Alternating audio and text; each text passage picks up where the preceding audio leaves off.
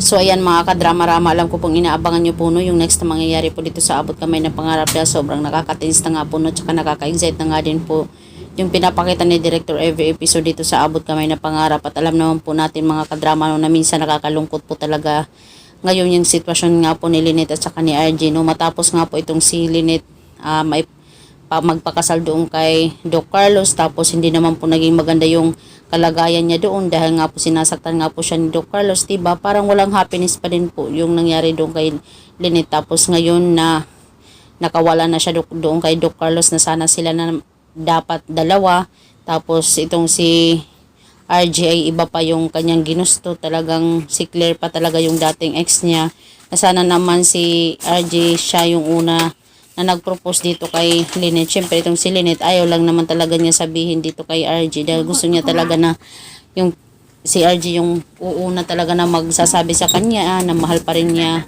itong si Lynette, or siya yung unang propose dito, di ba? Mas nakakakilig kung lalaki yung unang magsasalita or magsasabi ng ganun.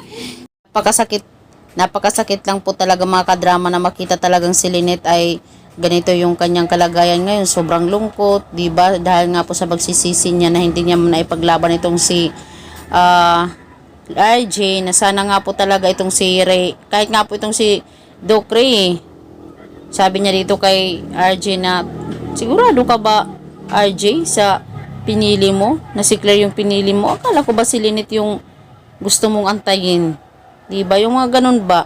Kaya nung time na sana na okay na sana silang dalawa, ito pa si RJ yung ng ibang babae, iba pa yung kanyang pinili. Sana nga po talaga itong si Doc Ray din talaga yung magsabi din talaga dito kay Lynette na alam kong nasasaktan ka Lynette, na sila na ni Claire at RJ, ipaglaban mong nararamdaman mo, sabihin mo kay RJ, hindi pa huli ang lahat Lynette. Diba yung mga ganun bang advice sana? Sana nga po ma-advisean siya ni Doc Ray. Kasi kahit nga po itong si Doc Ray talagang tutol pa rin talaga sa pinili nito ni RJ. Kasi noon pa man talaga ay nagsishare na nga po itong si RJ dahil nga mag-close friend nga po talaga sila ni Ray. Na alam talaga ni Doc Ray kung sino talaga yung totoong minamahal ni RJ. Diba? Sana nga naman po talaga, Director, huwag mo nang saktan si Lynette. Dahil kami po talaga yung nasasaktan.